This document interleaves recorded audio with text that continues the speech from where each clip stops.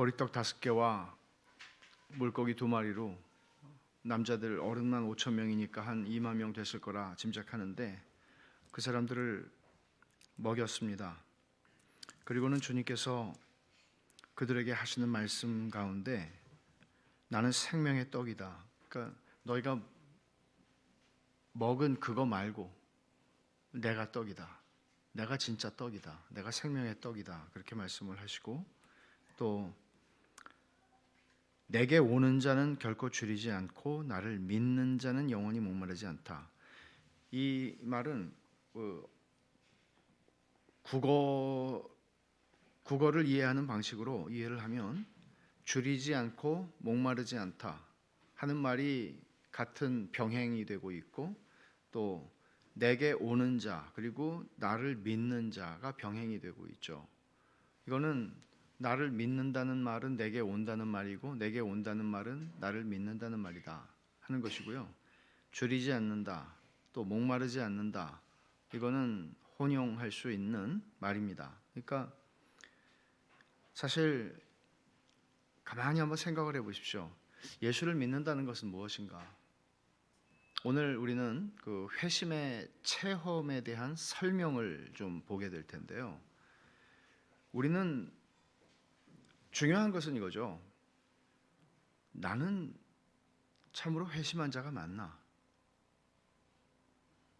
여러분 세상에 이거보다 중요한 질문이 어디 있습니까? 우리가 평생을 교회 생활을 한다는 게 중요한 게 아니죠. 내가 하나님의 자녀가 된 게 맞나? 이것은 확신과 관계되어 있는 확신이라는 주제와 관계되어 있는 문제지만 사실은 내가 이걸 모르는 채 죽어봐야 알죠. 이런 마음과 이런 태도를 가지고 우리가 평생을 신앙생활을 한다면 그것은 하나님께서 의도하신 올바른 신앙생활일 수는 없습니다. 우리는 이 확신을 가지고 산다는 것이 얼마나 중요한지를 배웁니다. 확신 없이는 신앙생활을 할 수 없고 확신 없이는 하나님께 내가 무엇을 드릴 수가 없습니다. 나 자신을 드릴 수가 없습니다. 확신이 우리의 하나님을 향한 찬송과 감사와 기도와 헌신과 물질을 드림과 이 모든 것들의 원천이고 샘이 됩니다. 심지어는 교회 역사 속에서 순교를 한 그 많은 믿음의 선배들이 어떻게 그런 순교를 할 수 있는 그런 믿음이 나왔나?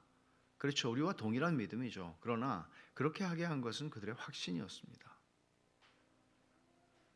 그렇다면 우리는 이 회심, 하나님이 우리를 구원하시는 방식은 1000가지 만가지 다 달라요. 말하자면 당신도 내 경험하고 똑같은 경험을 해야 당신이 회심한 겁니다. 이렇게 말할 수는 없어요. 사람의 기질이 다르고 사람의 성향이 다르듯이 하나님이 사람을 구원하시는 방식은 그렇게 다 다릅니다. 그러나 분명한 것은 이 경험이 있는 것이죠. 이 말을 조심해서 들으셔야 되는데 경험이 있다는 것은 여기서 이렇게 표현했습니다. 주님께서 나는 생명의 떡이니 내게 오는 자는 결코 줄이지 아니할 터이요 나를 믿는 자는 영원히 목마르지 아니하리라. 종종 우리는 체험을 너무 지나치게 강조하게 될 위험이 늘 있습니다.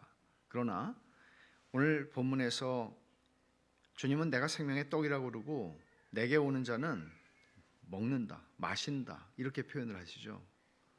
이와 같이 우리들이 예수를 믿는 것은 구렁이 담 넘어가듯이 어떻게 그냥 싹 교회로 들어와서 구원받은 사람이 되는 게 아닙니다. 그것은 분명히 우리의 거듭남이라는 것은 우리가 경험할 수 있는 사건으로 체험할 수 있는 사건으로 주어지지 않지만 거듭나는 것은 그러나 우리가 회개하고 믿는 것이죠. 회심은 회개하고 믿는 것입니다. 돌이키는 것이고 믿는 것입니다.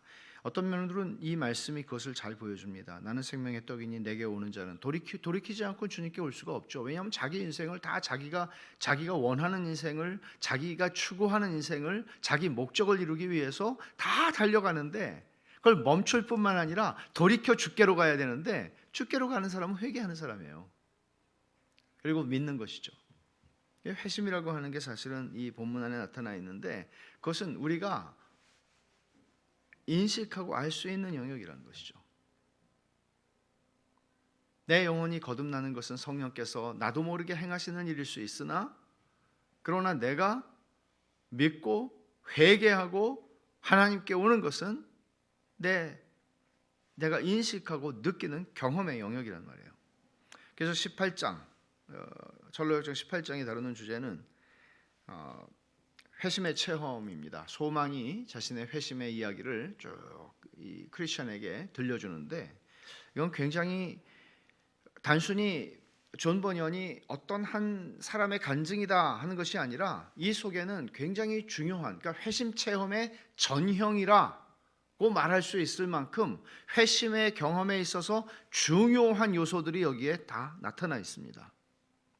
그래서 이것을 우리가 보는 건 굉장히 중요하고, 일반적으로 오늘날 거듭남과 회심이라고 하는 이 가장 절박하고 가장 시급한 문제를 거의 다루지 않습니다. 저는 아주 인상적인 경험이 있는데,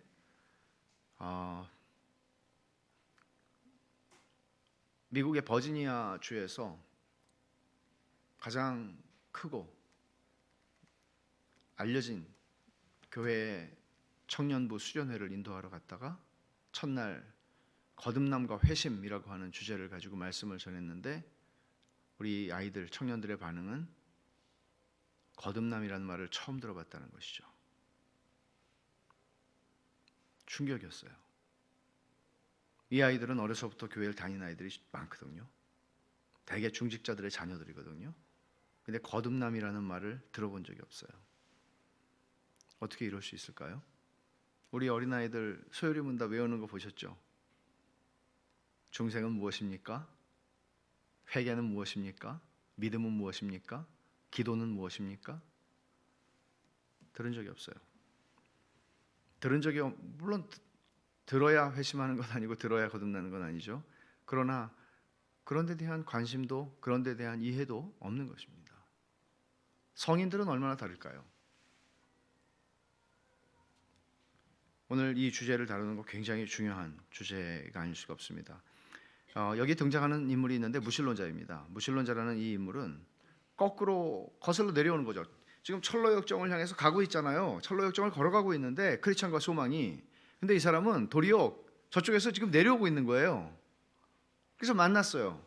근데 이 사람은 그거 아무것도 없다고, 당신들 바보 같은 짓 하는 거라고, 소위 우리가 예수를 믿는, 신실하게 예수를 믿고 이 길을 걸어가려고 할 때 사람들이 나도 옛날에 다 믿어봤다고. 여러분, 의외로 이런 분들이 많습니다. 근데 그런 분들 중에서는 신학교 출신도 있고요, 과거에 뭐 장로 했다는 사람들도 있고요, 과거에 목사 안수 받았다는 사람도 있습니다. 제일 무섭죠. 마법의 땅이 나와요. 이 마법의 땅을 지나가게 되는데, 이것은 성도의 삶이 언제나 깨어 있어야 하는 것을 강조하는 그런 설정이라고 볼 수 있습니다. 왜냐하면 마법의 땅은 외부 사람들이 들어와서 지나가면 졸린 공기가 있어서 계속 졸린 거예요.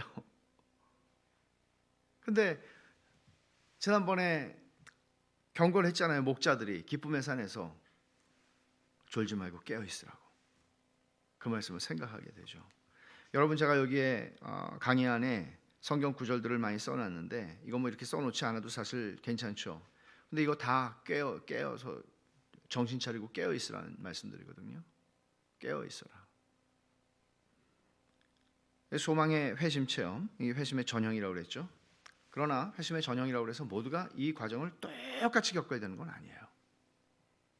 회심의 전형이라는 것은 회심의 중요한 요소들이 여기에 다 등장을 한다는 것입니다. 일종의 조직신학을 이런 우화적 표현으로 쓴 것이라 할 수 있겠죠. 크리스천이 체험한 회심보다도 훨씬 더 구체적입니다. 소망의 이야기를 들어보면. 그리고 또 하나 좀 우리가 생각할 것은, 모든 사람이 다 자기의 회심을 이렇게 아주 조목조목 잘 설명할 수 있는 것은 아니라는 것이죠. 그러니 너무 염려 마십시오. 그러나 분명한 것은 내가 참으로 회심한 사람인가 하는 것을 거울을 보듯이 들여다보듯이 자신을 살펴야 할 것입니다. 무신론자가 시온산을 뒤로 하고 거꾸로 내려오게 되는데 이 사람 하는 말 들어보면 순례 여정은 무지몽매한 사람들이나 하는 우스꽝스러운 여행입니다. 우리는 교회 역사 속에서, 아니 세상의 역사 속에서 예수 믿는 것들은 다 약한 사람들이 믿는 거다, 그런 얘기들을 종종 듣습니다. 이 세상에 그들이 가려고 했던 목적지는 존재하지 않는다, 허상이다 하는 것이죠. 내가 20년간 찾아 헤맸는데 이게 무서운 말이에요. 내가 20년 믿어봤는데, 내가 교회 30년 다녀봤는데 아무것도 없더라, 이거거든요. 지금 크리스천이나 소망이나 이 사람들 몇 년 안 된 사람들이거든요. 그러니까 20년을 살아봤다, 20년을 예수를 믿어봤다 그러잖아요. 사실은 믿은 적이 없는 것이죠.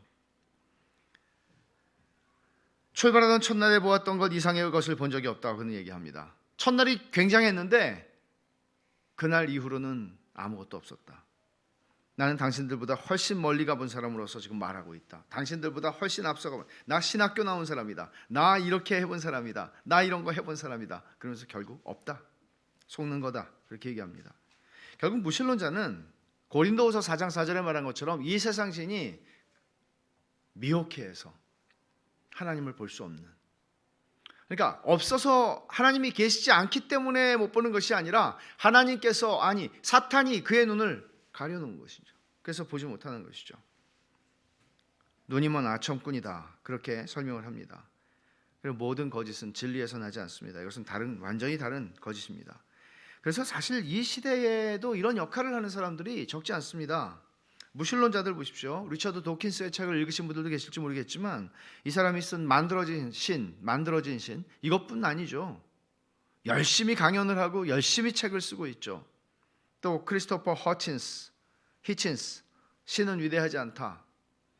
다 어떻게 해서든지 이 예수 믿는 사람들의 무지몽매함을 일깨우기 위해서 수고로이 책을 쓰고 강연을 하는 사람들입니다.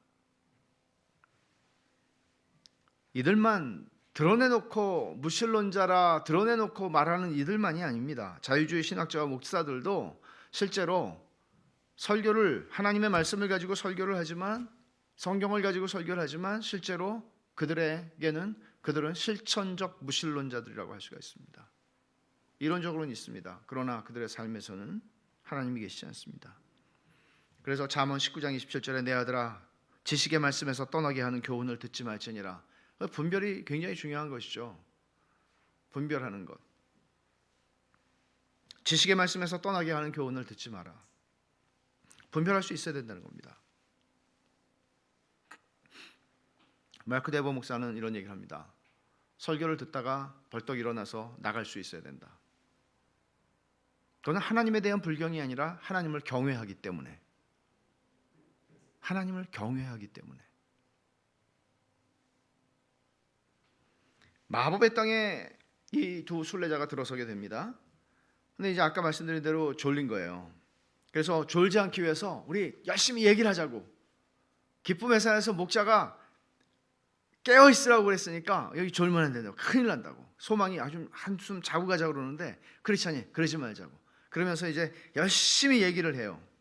그래서 이게 사실은 그냥 뭐 얘기하자가 아니라 성도의 교제가 얼마나 우리의 삶을 깨어있게 만들어주는 하나님의 장치인가를 얘기하는 거예요.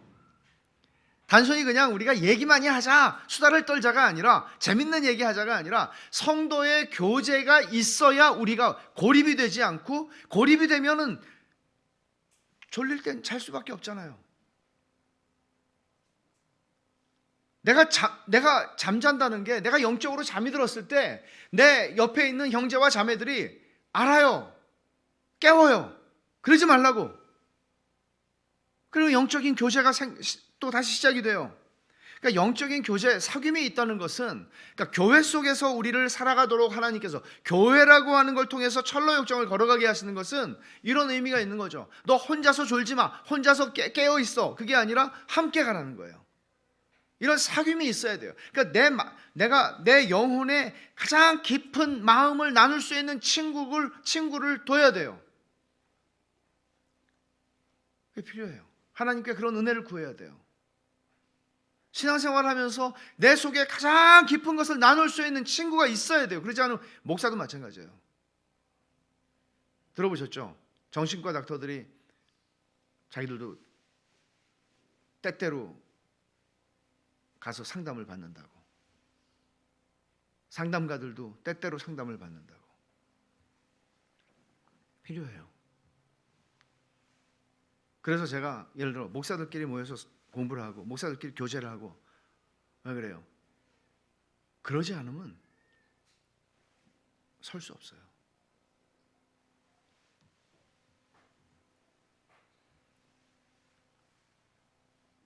마법의 땅, 우리가 걸어가는 곳은 사실 마법의 땅이에요. 우리를 잠들게 하는 곳이라고요.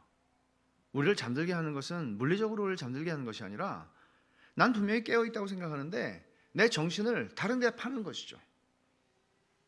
영적으로 자게 하는 것입니다.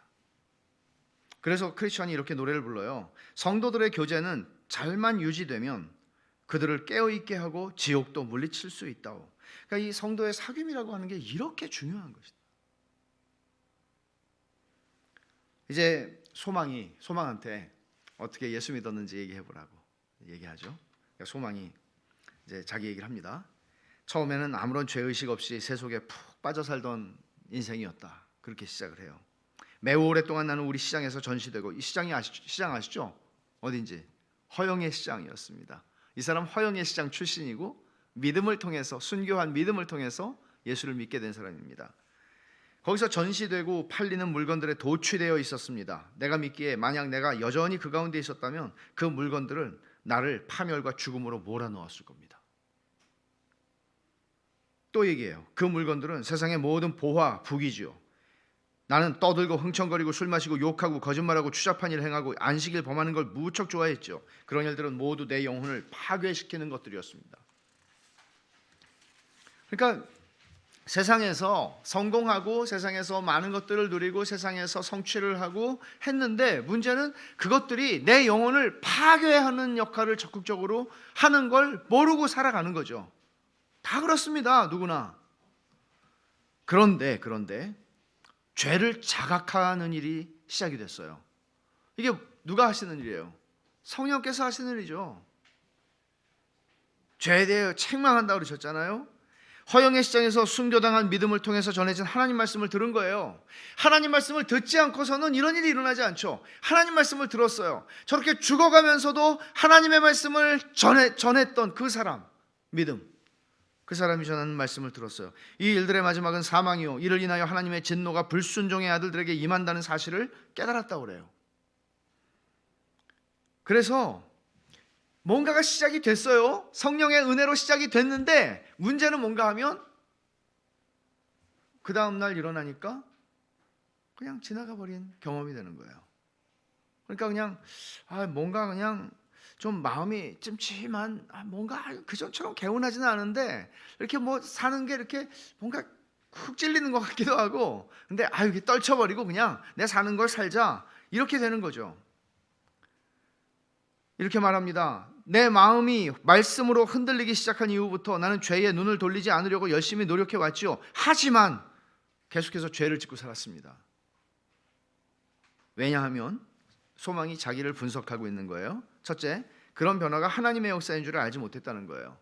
성령께서 지금 오셔서 나를 당신의 백성으로 삼으시려고 지금 뭔가를 내 안에서 일하시는구나, 이걸 의식하지 못했다는 거죠. 그러니까 이 사람은 어떻게 생각했겠어요? 그냥 찜찜하다, 어째 그날 그 사람 죽는 걸 본 다음부터 좀 찜찜하다, 또는 이상하게 그때 교회 갔다 온 다음부터 좀 찜찜하다, 아니면 그 친구가 나한테 자꾸 그 성경 말씀 가지고 뭐라고 얘기한 다음부터는 찜찜하다. 근데 찜찜한 거 가지고는 안 돼요. 찜찜한 걸로 이해한 거예요. 이 사람은 성령의 역사인 줄을 몰랐어요. 그리고 그냥 무시하고 지나가는 거예요. 두 번째는 왜 그렇게 했냐면, 왜 죄 가운데 살았냐면, 죄책감을 가지면서도 죄는 여전히 육체에 즐거움을 줬다는 거죠. 그러니까 떠나기 싫은 거예요. 좋은 거예요, 이게. 그리고 세 번째는 친구들하고 결별할 수가 없었어요. 그러니까 이게 얼마나 중요한 거예요. 우리가 예수를 믿고 사실은 교회에 들어와서 새로운 가족이 되고 새로운 친구들을 만나는 거잖아요. 근데 우리가 옛 친구들과의 관계 속에서 떨어지지 않는다면 적어도 당분간 떨어지지 않으면 우리가 우리의 신앙을 제대로 유지할 길이 없죠. 그렇지 않습니까? 그 얘기를 하고 있어요. 그리고 죄의식이 소망을 덮칠 때는 고통스럽고 마음이 아팠는데 또 죄 가운데 들어가면 까맣게 잊어버릴 수 있었다는 거죠. 많은 사람들이 공감할 수 있는 이야기입니다. 그러니까 이런 죄의식이, 그러니까 하나님의 말씀을 들었을 때 찔림을 받고 하나님 말씀을 들었을 때 내가 어떤 죄에 대한 각성이 일어나고, 근데 이것이 구원받은 증거도 아니고 이것이 회심했다는 증거도 아니라는 것이에요. 한번 이 말씀 한번 찾아보죠. 마가복음 6장 20절입니다.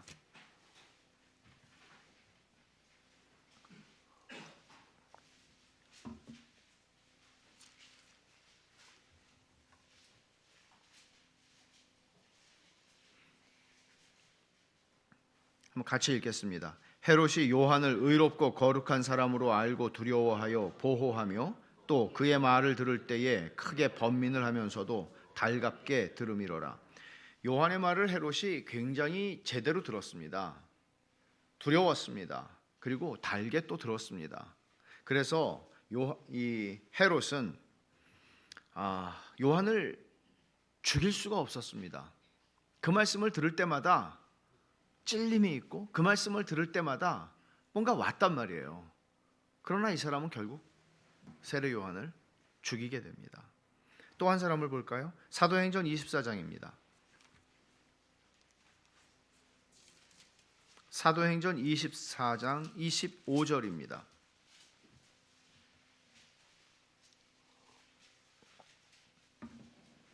제가 읽겠습니다. 바울이 의와 절제와 장차 오는 심판을 강론하니 벨릭스가, 이 벨릭스는 가이사랴에 있는 유대의 로마의 총독입니다.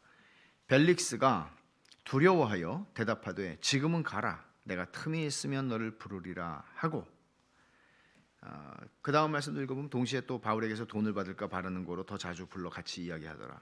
그러니까 이 벨릭스는 지금 자기가 관리하는 죄수죠, 바울이.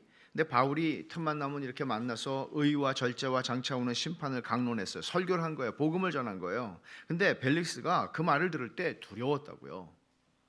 그래서 두려워서 그만, 이제 하지마, 떠들지마, 그렇게 한 게 아니라 그 말이 두려우면서도 그 말을 듣고 싶었습니다.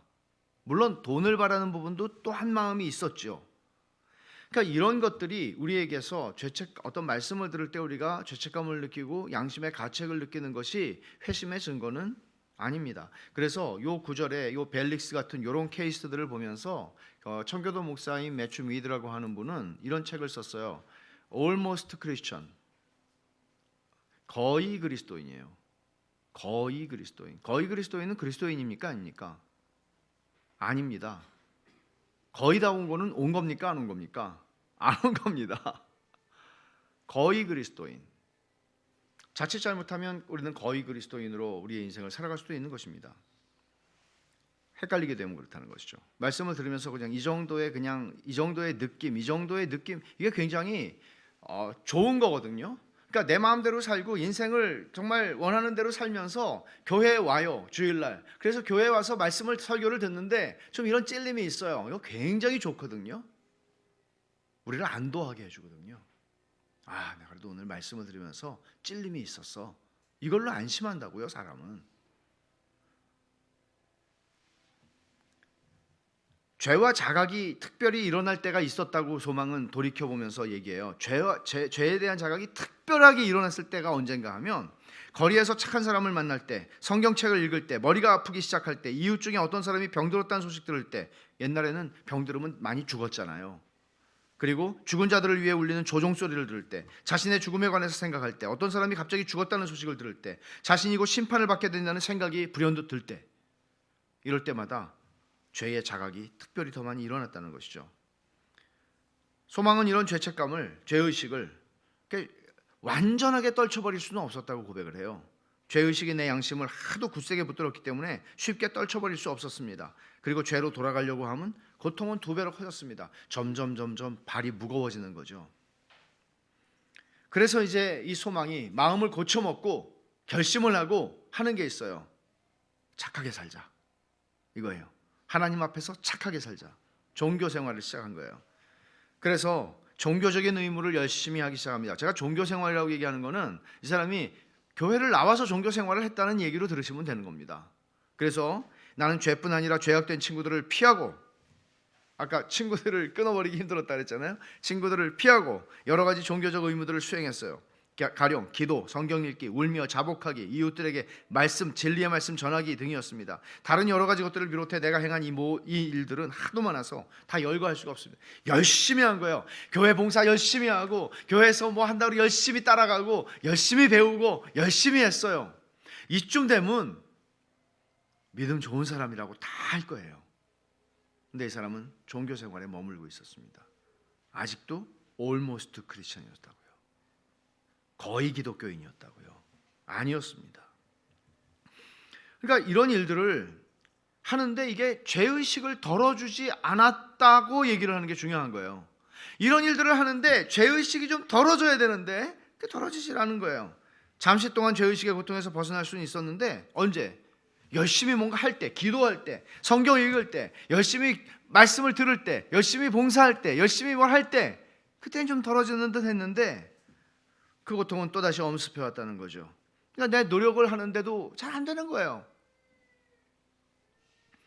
제임스 뷰캐넌이라고 하는 목사님이 칭의와 그 성령의 역사에 대해서 책을 쓰신 분인데 이런 말을 합니다. 회심하지 않은 많은 사람들이 죄의 각성과 확신의 상태에 있을 때 중대한 결심을 할 수 있고 그의 삶을 보다 선하게 개선하려는 노력을 보일 수도 있다. 이런 노력들은 거룩하게 하시는 하나님의 은혜가 아니라 자기만족의 영에 근거해서 수행되는 것들이다. 이런 노력에는 성령 하나님을 위한 심각하고도 진지한 기도가 없으며 결국 아무것도 생산해내지 못하는 노력으로 전락하게 된다. 이 말을 여러분 곰곰이 생각해 보십시오. 이것은 우리를 거룩하게 하시는 하나님의 은혜를 입어서 하는 것이 아니고 자기 만족의 영에 이끌려서 하는 것이라고요. 나쁜 일을 하는 게 아닙니다. 지금 좋은 일을 겉으로 볼 때는 하나도 구별이 되지 않습니다. 그러나 이것은 성령의 역사가 아닙니다. 우리는 이런 부분들에 대해서 조금 민감해져야만 합니다. 왜냐하면 이건 중요한 일이기 때문에 그렇습니다. 첫째는 나의 영혼을 위해서 중요하죠. 둘째는 내가 다른 사람들의 영혼을 도와줄 때에도 중요한 것입니다. 죄의 자각과 죄의식이 이제 성경 말씀을 들으면 들을수록, 진리를 깨달으면 깨달을수록 이게 점점 심해지는 것이 정상이죠.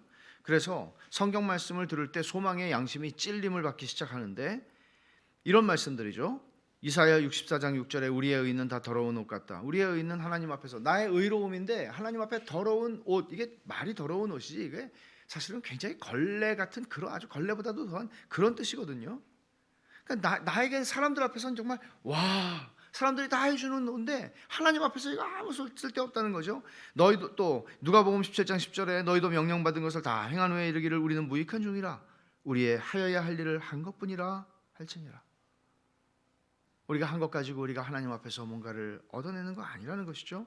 또 갈라디아 2장 16절 율법의 행위로는 의롭다 함으로도 육체가 없다. 그래서 성경 말씀들을 이런 말씀들을 하나하나 듣잖아요. 이걸 가지고 결론을 내린 거예요. 소망이 이런 결론이에요. 나는 나 자신에 관해 이렇게 생각했죠. 나는 많은 죄를 지었기 때문에 하나님의 회개장부에 빚이 많이 올라 있다. 그리고 내 지금 개혁된 생활로는 그 빚을 청산할 수 없다. 그러므로 나는 조용히 지금의 개선된 생활에 대해서 재고해봐야 되겠다. 지금 이거는 답이 아닌 것 같다. 답을 아직 모르겠지만 이거는 아닌 것 같다까지 왔어요. 근데 여기 대단히 중요한 고백이 나오는데 이런 거예요. 내가 생활을 개선한 후에도 계속 나를 괴롭혀온 다른 게 있었다고 그래요. 그건 다름 아니라 내가 시야를 좁혀 내 최선의 행위만을 바라보는데도 불구하고 거기 여전히 죄가 있었다는 거예요. 나로서는 정말 최선을 다했어요. 하나님 앞에서. 근데 그 안에도 죄가 있더라는 거예요. 그 죄가 어떤 것들일까요? 일반적으로 이런 것들 아니겠어요? 사람들의 칭찬을 구하는 것, 사람의 인정을 구하는 것. 그러니까 주님이 너희 기도할 때 골방에 들어가 기도해라. 너희가 구제할 때에는 사람들이 모르게 해라. 은밀한 가운데 해라. 그래야 내 하나님께서 보시고 상을 준다. 근데 우리는 심지어 하나님을 만나는 깊은 기도 속에서도 사람들을 의식하고 사람들을 의식하는 거예요. 이런 죄들이 섞여 있었다는 거예요. 자기에게는 정말 최선의 금식했어요, 구제했어요, 기도했어요. 근데 사람들을 의식한 거예요. 예를 들어서 그렇다는 것입니다. 그리고 그 죄는 새로운 죄로서 내 최선의 행위와 함께 뒤섞여 있었다는 거예요. 내 최선의 행위 속에 죄들이 섞여 있었다는 거예요. 그래서 나는 이런 결론을 내렸다는 것이죠. 나는 지금껏 나 자신과 내 의무들에 대해 어리석은 자부심을 가져왔지만, 바로 이거예요. 자부심, 자기의. 설사 나의 예전 생활에 전혀 흠이 없었다 해도, 지금 하루 동안에, 그러니까 어저께까지 내가 흠없이 살았다 해도, 오늘 하루만 봐도 나는 하루 동안에 내가 짓는 죄는 나를 지옥에 보내기 충분하다. 이런 결론. 그래서 어떻게 해야 되겠습니까? 이 소망이 물어볼 사람이라고는 자기의 도시, 그 허영의 시장에서 물어볼 사람이라고는 믿음밖에 없었습니다. 그래서 믿음에게 물은 것이죠. 본래 이제 믿음하고 소망하고 아는 사이였다는 것이죠. 그래서 믿음이 이렇게 권면을 했대요. 완전한 의가 있어야 된다. 우리가 할 수 있는 99.9%의 의가 아니라 완전한 의가 필요하다. 그리고 주 예수 그리스도만이 유일하게 의로우시다. 그리고 칭의를 위해서는 주 예수 그리스도를 믿어야 한다. 이신 칭의의 교리를 얘기한 것이죠. 그자 소망이 이렇게 반응합니다. 만약에 내가 자신의 개선된 삶을 기뻐하고 거기서 만족을 얻고 있을 때 믿음이 그런 말을 했다면 자기는 믿음을 바보라고 그러고 놀렸을 거라는 거예요. 그러니까 자기 만족이 되고 이 자기 한 구석에 자기를 끌어당기는 그 어떤 죄의식 이런 게 없이 그냥 아주 나이브하게 그냥 낙천적으로 그냥 이렇게 잘 살아가요. 그러면 그렇게 자기한테 말해주는 믿음을 바보라고 놀렸을 텐데, 당시 나는 내 부족함을 알고 있었고 내 최선의 행실 속에 끼어들어 있는 죄의 실체를 보고 있었기 때문에 그의 의견에 귀를 기울이지 않을 수 없었다는 거죠. 끌리지 않을 수 없었다는 것이죠. 그래서 소망의 이 반응, 이게 되게 중요한데요. 일반적으로 교회 회중석에 앉아 있는 많은 사람들, 그러니까 주일 아침에 얼마나, 대한민국에 지금은 몇 %일까요? 주일 아침에, 그러니까 미국 같으면 자기가 기독교인이라고 얘기하지만 기독교인이라고 얘기하는 사람 중에 반의 반도 주일 아침에 예배당에 가지 않거든요. 우리나라는 조금 더 많이 갈 거예요. 그리스도인이라고 말하는 사람들은. 그러나 그 주일 아침에 예배당 회중석에 앉아 있는 많은 사람들이 자기 노력에 어느 정도 만족을 느끼고 있고 성령의 죄에 대한 각성과 증거를 받아들일 준비가 되어 있지 않다는 거죠. 그래서 죄에 대해서 지적하는 설교를 감당을 못해요. 불쾌한 소리를 들을 준비가 되어 있지 않아요. 헤롯만도 못한 것이죠. 벨릭스만도 못한 것입니다. 좋은 소리를 듣고 싶어 합니다. 소위 feel good message예요. 기분이 좋아지는 설교입니다. 잘 될 겁니다 하는 것이죠. 성령의 부르심을 받는 사람들은 이런 메시지에 응답을 합니다. 복음의 메시지. 그래서 자기의 개선하는 노력 안에 있는 더러움과 죄를 보고 하나님이 완전한 의를 너에게 요구하신다 하는 말씀 앞에서 주여 내가 어찌 해야겠습니까? 이렇게 고백한다는 것이죠. 그래서 소망이 이제 믿음하고 계속 믿음이 권면을 하니까 이제 물어봐요. 소망이 뭐라고 물어보나 하면 그분이 나를 구원하고 싶어 하지 않으시는 것 같아서 못 믿겠다는 거예요. 그러니까 나 같은 사람을 그분이 받아들일 것 같다는 확신이 들지 않는 것이죠. 그러자 믿음이 권면해요. 직접 가서 만나보세요. 직접 가세요. 그분한테 직접 가서 만나보세요. 그러니까 그거 주제나무집 같다고, 자신이 없다고 그렇게 얘기를 하는 거죠. 그러니까 믿음이 그분이 당신을 초청했으니 그 주제에 넘은 짓이 아니에요. 오라고, 아무든지 누구든지 목마른 자는 내게로 오라고 그분이 부르셨으니까 아무도 너 왜 왔어? 그러면 목이 말라서 왔습니다. 그러면 그 주제 넘은 짓 아니라는 거죠. 믿음은 소망에게 예수님 말씀이 담긴 책을 줬어요. 그리고 이 글들은 천지가 없었을 때까지 하나도 1.1핵도 없어지지 않는다고 말해줍니다. 여기서도 또 성경 말씀이에요. 여기서도 또 진리의 말씀이 필요해요. 그리스도께 나온다는 게 뭐냐? 아까 우리가 읽은 말씀이 뭐예요? 요한복음에서 내게 오는 자는, 나를 믿는 자는 그랬죠. 내게 오는 자는 줄이지 않는다. 나를 믿는 자는 목마르지 않다. 그 말씀했어요. 여기서 이제 그분에게 나아가려면 어떻게 해야 됩니까? 물어요. 여러분, 이게 굉장히 중요한 질문들인데, 왜냐하면 그냥 우리는 이렇게 해요. 믿으시겠어요? 그러면 제 기도를 따라하세요. 영접 기도죠, 소위.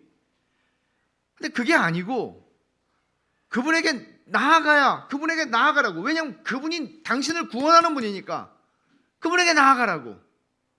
내가 그냥 알아서 다 처리하면 되는 게 아니고 그분에게 나아가라고. 그러니까 그분에게 나아가려면 어떻게 해야 돼요? 믿음이 말해요. 무릎 꿇고 마음과 뜻을 다해 아버지께 그분을 계시해달라고, 그리스도를 계시해달라고, 그리스도를 보게 해달라고, 그리스도의 영광을 보게 해달라고 기도하라고. 무릎을 꿇고. 왜 이런 말 했을까요? 내가 나를 구원할 수 없죠. 구원은 하나님의 소관이죠. 하나님을 경외함으로 나아가라는 거예요. 그리고 소망이 또 물어요. 그분에게 청원을 드리려면 어떻게 해야 되냐? 어떻게, 무슨 기도를 어떻게 해야 돼요? 뭐라고 말씀드려야 돼요? 시은소 위에서 그분을 찾을 수 있으리니 그분은 오래전부터 거기 계시며 자기를 찾는 자들에게 용서와 죄사함을 주신다고 하셨어요. 그러니까 무슨 말 할까요? 이제 어떻게 기도할까요? 기도를 해봤어야죠. 근데 기도를 가르쳐 주는데 이 기도가 이 철로역정의 18장, 일부 18장에서 백미예요. 이 기도가 참 중요해요.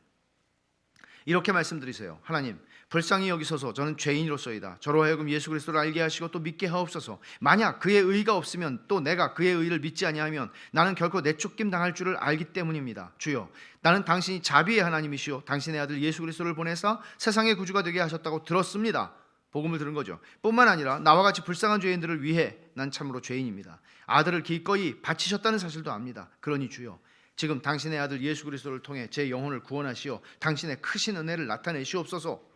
이렇게 기도하라는 거예요. 그럼 여러분, 이제 결정적인 대목인데, 우리가 보통 배워왔던 영접기도라는 게 있죠. 그 영접기도와 이 기도를 한번 비교해 보십시오. 얼마나 큰 차이가 있습니까? 영접기도는 주어가 납니다. 내가 당신을 나의 구주와 주님으로 영접합니다. 내가입니다. 그러나 이 기도에서는 하나님이 주권자이십니다. 하나님이 내게 은혜 베푸셔야 합니다. 하나님이 그리스도를 내게 보이셔야 합니다. 하나님이 나를 구원하셔야 합니다. 그래서 우리는 무릎을 꿇고 하나님 앞에 우리를 구원하여 주시기를 청해야 하는 것입니다. 구원은 내 결단과 고백으로 얻는 것이 아닙니다. 여러분, 이 부분은 너무나 아무리 강조해도 부족함이 없습니다. 구원은 내 결단과 내 고백이 아닙니다. 우리는 결신자라는 말을 씁니다. 결신자라는 말은 믿기로 결심했다는 것입니다. 좋습니다. 나쁘지 않습니다. 그러나 믿기로 결심했기 때문에 하나님 앞에 은혜를 구해야 하는 것입니다. 하나님의 주권적인 은혜 앞에 엎드려야 합니다. 그리고 교회 안에는 언제나 이런 사람들이 있었습니다. 구원을 열망하는 사람들이요, 소위. 나는 구원받기를 원합니다. 이런 상태에서 교회에 나와서 나 어떻게 기도해야 돼요? 그러면 여러분들이 이 기도를 가르쳐 주셔야 돼요. 이렇게 하라고. 믿음이 지금 소망에게 권면하듯이 해주셔야 돼요. 그렇게 인도해 주셔야 돼요, 이런 영혼들을. 그리고 이런 사람들이 어느 날, 나 이제는 주님을 만났습니다. 이제 하나님께서 내게 은혜를 베푸사 나를 구원하셨습니다. 이런 일들이 교회에 있어야 된다고요. 구원을 구하는 사람들이 교회에는 있어야 돼요. 근데 없죠. 왜 그럴까요? 바로 영접기도가 들어가니까요. 끈질긴 기도를 해야 된다고 얘기를 해요. 소망이 진짜 기도를 시작했어요. 믿음이 가르쳐준 대로 진짜 기도를 시작했어요. 근데 이게 한 번 기도하니까 됐다고 말하지 않아요. 이게 존 버년이 자기가 하나님 앞에 구원의 은혜를 입을 때 경험했던 것이에요. 보세요. 기도하고 또 했습니다. 첫 번째 기도할 때도 안 해주시고, 두 번째 기도할 때도, 세 번째, 네 번째, 다섯 번째, 여섯 번째 응답 안 해주셨다는 거예요. 이런 말 우리가 듣잖아요. 저도 구원해달라고 하나님께 기도해봤어요. 근데 안 돼요. 저도 옛날에 다 기도해봤어요. 근데 안 돼요. 이 사람도 그렇게 말해요. 근데 수백 번도 더 기도를 그만둘 생각을 했습니다. 그런데 이 그리스도의 의가 없으면 세상이 나를 구원해 줄 수 없다는 말이 진실이라고 믿어져서, 복음이 진짜라고 믿어져서 포기할 수 없었다는 거예요. 내 생각에 기도를 그만두면 죽을 것 같았다는 거예요. 그래서 죽을 때 죽더라도 은혜의 보좌 앞에서 죽자, 그렇게 하고 하나님한테 기도했다는 거예요. 여러분, 신앙생활을 우리가 교회를 다니면서 10년, 30년, 50년 할 수 있습니다. 그러나 이런 이런 일이 내 안에 일어나지 않았다면 기도해야 합니다. 이렇게 하나님 앞에 나아가야 합니다. 죽을 때 죽더라도 난 은혜의 보좌 앞에서 죽겠다. 긴가민가 하면서 50년 평생을 보내는 게 아니란 말이죠. 그렇게 기도했대요. 그리고는 드디어 은혜를 받았다고 그럽니다. 나는 그분을 육체의 눈이 아닌 마음의 눈으로 보았죠. 어느 날 서글픔에 빠져 있었는데 이렇게 서글퍼진 이유는 내 죄가 얼마나 크고 추악한지 또다시 새롭게 깨달았으니까 그랬다는 것이죠. 그때 나는 다만 지옥과 내 영혼의 영원한 저주만 바라보고 앉아 있었는데 갑자기 하늘에서 주 예수께서 내려오시면서 그게 내 마음의 눈으로, 영의 눈으로 보였다는 거예요. 그리고는 주님이 말씀하셨대요. 주 예수를 믿으라. 그리하면 내가 구원을 얻으리라. 그래서 이렇게 대답한 거예요. 주여, 제가 죄인입니다. 큰 죄인입니다. 근데 주님께서 내 은혜가 네게 족하다. 이때 소망이 아까 우리가 읽은 요한복음 6장의 35절에 있는 그 말씀을 깨닫습니다. 내게 오는 자는 결코 줄이지 아니할 터이요 나를 믿는 자는 영원히 목마르지 아니하리라. 아, 믿는 것이 오는 것이구나. 오는 것이 믿는 것이구나. 내가 주님께 이렇게 왔는데 이게 믿는다는 것이었구나. 이게 주님이 나의 유일한 구주요, 나의 유일한 의를 베푸실 하나님이신 구원자가 되시는 것을 내가 믿고 있어서 온 거구나. 이걸 깨달은 거예요. 하나님이 나를 거듭나게 하셨구나. 이걸 깨달은 거예요. 그러니까 보세요. 손 마른 사람이 회당에 앉아 있는데 주님께서 내 손을 내밀라.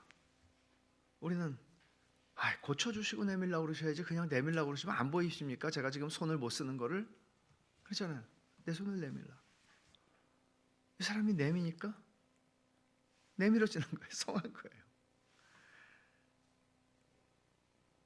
네 믿음이 구원했다. 이게 하나님의 방법이에요. 이상하죠? 우리는 뭔가 내가 하나님 앞에 와서 10번을 구하고 20번을 구하고 100번을 구하고 포기하지 않고 구하고 근데 왜 나는 구원을 받지 못하는 거야 라고 하고 있었는데 그 어떤 뭔가가 일어날 거라고 생각을 했는데 내가 지금 믿기 때문에 그렇게 하고 있는 거예요. 믿었기 때문에 내민 거예요. 손을. 내게 오는 자는 나를 믿는 자는 이라고 주님께서 말씀하신 것이 이런 거구나. 누구든지 그에게 나아오는 자, 그리스도의 구원을 얻기 위해 진심과 애정을 갖고 달려 나오는 자는 이미 그리스도를 믿는 자구나. 그리고는 소망의 눈에서 눈물이 왈칵 쏟아지면서 이렇게 기도했다는 거죠. 주여, 나같이 큰 죄인도 받아주시고 구원해 주실 수 있습니까? 내게 오는 자는 내가 결코 내어쫓지 않는다. 아까 우리가 읽은 말씀의 다음 구절입니다. 하지만 주님, 소망이 또 기도해요. 하지만 주님, 내가 당신께 가더라도 나의 믿음이 온전히 당신 위에 놓여질지 어떻게 알 수 있겠습니까? 내가 평생을 주님을 붙잡고 주님을 믿을 수 있을까요? 내 믿음이 연약한데 과연 주님을 끝까지 내가 믿을 수 있을까요? 핍박이 오고 박해가 와도 내가 주님을 끝까지 배신하지 않을 수 있을까요? 주님이 말씀하세요. 믿보다 모든 사람이 받을 만한 이 말이요, 모든 사람이 받을 만한 이 말이요, 그리스도 예수께서 죄인을 구원하시려고 세상에 임하셨다 하였도다. 디모데전서 1장 15절. 그리스도는 모든 믿는 자에게 의를 이루시기 위하여 율법의 마침이 되시니라. 로마서 10장 4절. 예수는 우리 범죄함을 위하여 내어줌이 되고 또한 우리의 의롭다 하심을 위하여 살아나셨느니라. 로마서 4장 25절.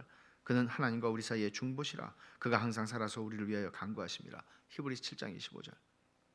이 말씀들을 깨달아요. 이게 그동안 하나님의 말씀을 따라서 배우고 듣고 공부하고 읽었던 그 말씀들이 깨달아지는 거죠. 한꺼번에. 이런 말 있잖아요. 마치 구슬이 서마리라도 꿰어야 보배다. 그 짐덩어리 같았던 구슬들이 쫙 꿰어지는 거야.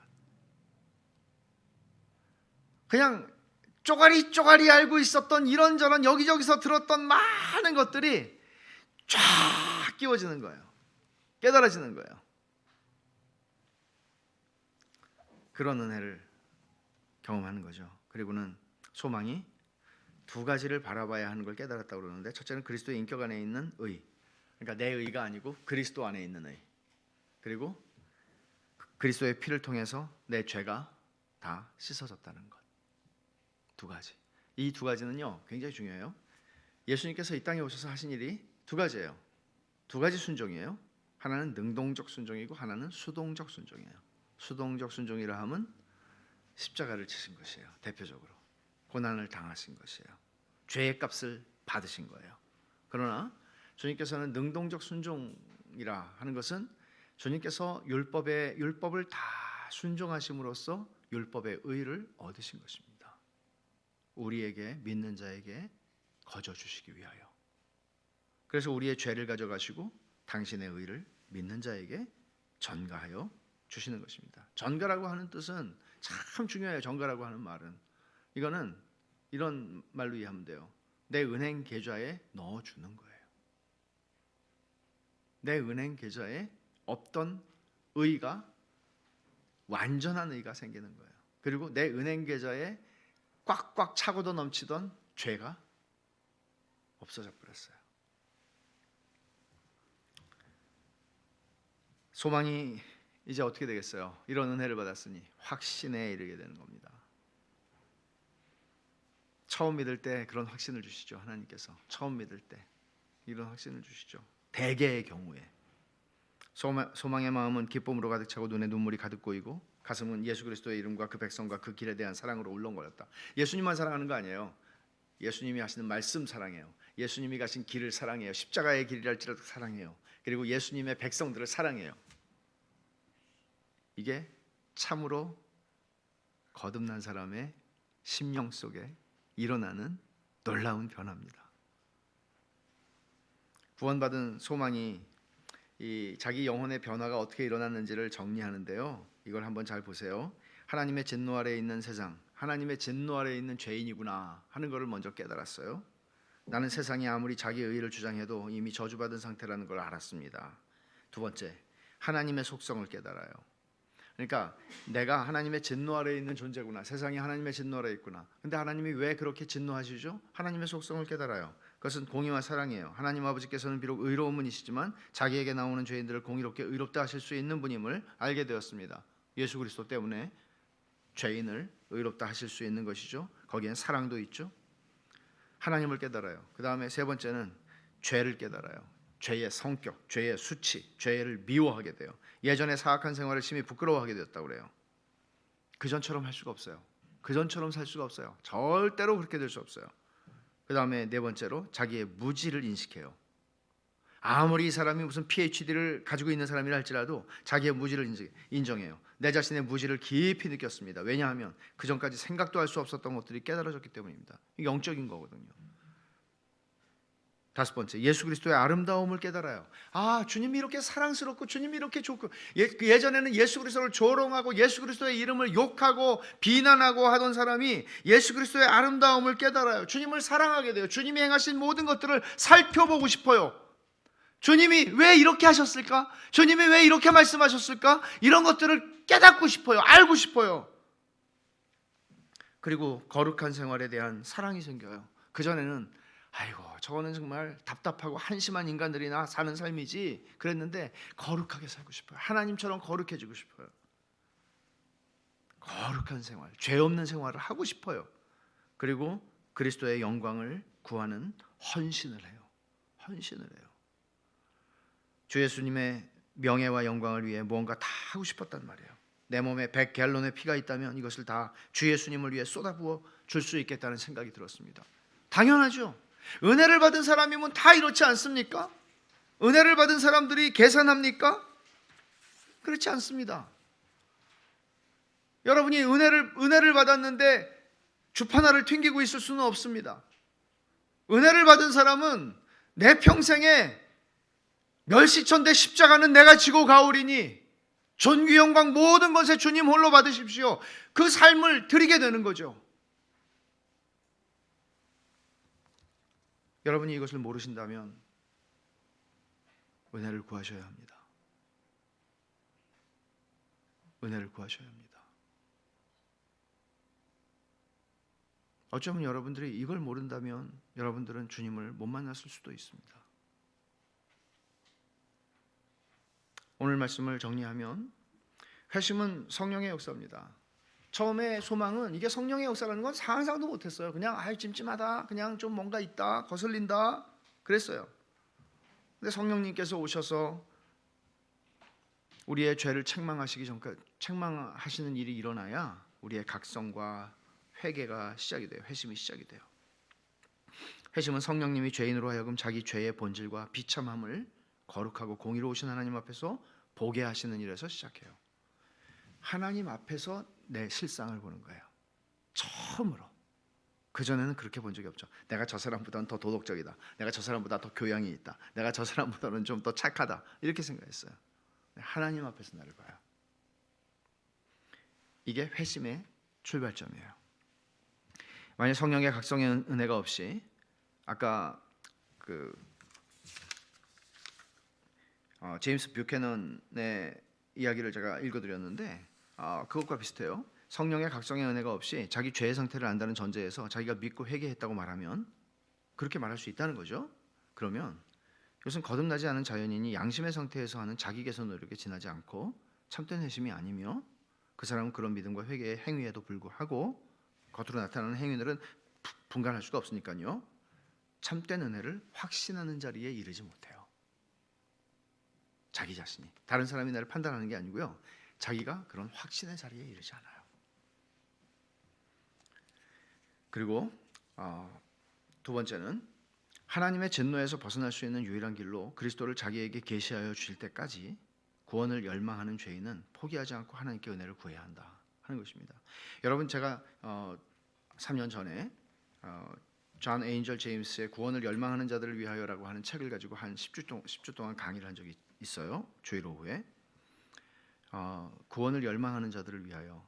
이 책은 참으로 중요한 책이고 그래서 언제든지 우리들은 여러분 그 얘기 제가 전에 한번 드린 적이 있는데 20세기의 최고의 설교가라 일컬어지는 마틴 로이드 존스가 이제 전도 유망한 의사의 길을 접고 그 사모님도 의사였는데 의사의 길을 접고 이제 목회의 길로 들어서게 되고 웨일즈의 아주 시골 광산촌 같은 그런 시골로 가서 이제 목회를 시작을 합니다. 이 사람이 자기의 부르심을 거역할 수가 없었는데 살이 하여간 뭐 몇 파운드가 빠진 거예요. 그래서 결국에는 그만두고 이제 목회를 하는데 그때 하나님께서 큰 은혜를 주셨죠. 그 샌드필즈라고 하는 곳에서 부흥이 일어났습니다. 그래서 정말 상상할 수 없을 정도로 그 마을이 다 변하고 그 거친 사람들이 다 은혜를 받고 근데 로이드 존스의 설교를 듣고 회심한 사람 가운데에는 로이드 존스의 부인이 있었습니다. 남편의 설교를 2년 동안 듣고 참된 회심에 이르렀습니다. 이 얘기는 무엇을 우리에게 시사하는 것입니까? 로이드 존스의 부인 베단 로이드 존스는 자기가 회심하지 않은 사람이라고는 꿈에도 생각을 못했습니다. 자기는 남편의 목회의 길을 따라가는 사람으로서 자기도 충분히 그리고 좋은 집안이었습니다. 당연히 자기는 잘 믿고 있다고 생각했거든요. 그러나 하나님께서 이런 큰 은혜를 주신 것이죠. 물론 우리는 판단할 수 없습니다. 그분이 언제 거듭났는가, 어렸을 때 거듭났을 수도 있고 그렇습니다. 그러나 정말 베단 로이 존스가 자기의 인생에서 자신의 회심을 이야기할 때는 남편의 설교를 2년 들은 후였습니다. 저는 이런 면에서 오늘날의 교회 안에 이런 일들이 일어날 수 있다고 봅니다. 나는 너무나 좋은 그리스도인이라고 생각을 하고 있었는데 진짜 주님을 만나는 일들 말이죠. 그것이 전에는 만나지 못했기 때문에 이제 만난 것이다. 그렇게 우리가 함부로 판단할 수는 없을지 모릅니다. 그러나 이런 은혜들이 하나님의 말씀 앞에서 일어나는 일들이 많았으면 좋겠습니다. 기도하십시다. 하나님 아버지 감사합니다. 소망의 회심 체험에 관한 이야기를 저희들이 보면서 저희 자신들을 돌아봅니다. 하나님 아버지 참으로 이런 참된 회심이 하나님의 교회 안에서 많이 일어나게 하시고